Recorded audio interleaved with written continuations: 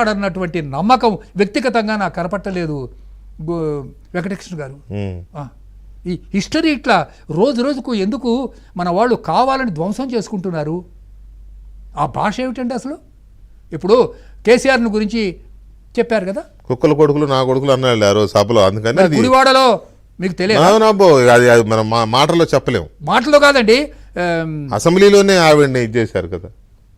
Assembly గురించి ప్రసక్తి వచ్చింది కాబట్టి ప్రేక్షకులారా మీకు ఒక్క విషయం చెప్తాను వినండి.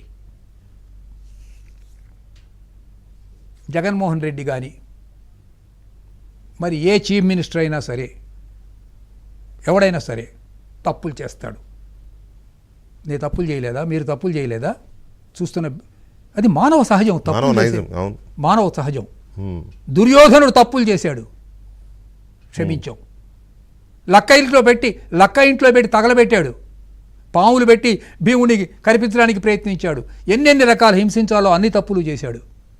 కానీ ద్రౌపది వస్త్రాపహరణం అన్న తప్పును మాత్రం హ్యూమన్ హిస్టరీలో ఎవరూ క్షమించలేరు.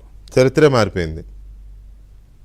జగన్మోహన్ రెడ్డి చేసిన అన్ని తప్పులను 5 కోట్ల మంది, ఇక్కడున్న 5 కోట్ల మంది, 10 కోట్ల మంది తెలుగు ప్రజలు పొరపాట్లు జరిగితే సరే, పొరపాట్లు ఇట్స్ హ్యూమన్.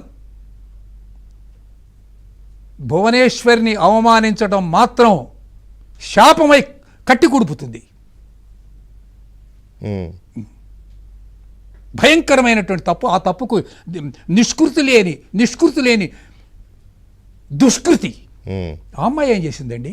ఎన్టీ రామారావు కూతురు అనకూడని మాటలు ఎందుకండి? అంత భయంకరమైన మాటలా? ఆవిడ పేరేమిటండి? ఫిల్మ్ యాక్ట్రెస్ రోజా కాదు, ఆవిడ జయలలిత. అక్కడ తమిళనాడులో అసెంబ్లీలో వస్త్రాపహరణం ఏం చేశారు? వస్త్రాపహరణం చేస్తే ఆవిడ అధికారులకు రాగానే కరుణానిధిని జైల్లో పడే చిప్పకూడు తినిపించింది. అవును అవును, ఎత్తి లోపల వ్యాన్లో వేసింది. అవును కదా. అవును, అంటే రిటర్న్ గిఫ్ట్ ఇచ్చింది. Return gift. ఇప్పుడు నోరు జారాడు కదా కేసీఆర్. ఇక్కడ కేసీఆర్ విషయంలో ఒకటి గమనించండి. ఇప్పుడు ఈ రేవంత్ రెడ్డికి ఇంత కక్ష ఎందుకు పెరిగింది? మనం కొంచెం సైకలాజికల్గా ఆలోచిద్దాం. మనం హ్యూమన్ సైకాలజీ. రేవంత్ రెడ్డి తన కూతురు వివాహం చేయడానికి కొన్ని ప్రయత్నాలు అవి చేసుకున్నప్పుడు ఈయన జైల్లో పడేసి బయటికి రాకుండా చేశారు. ఒక్కరోజు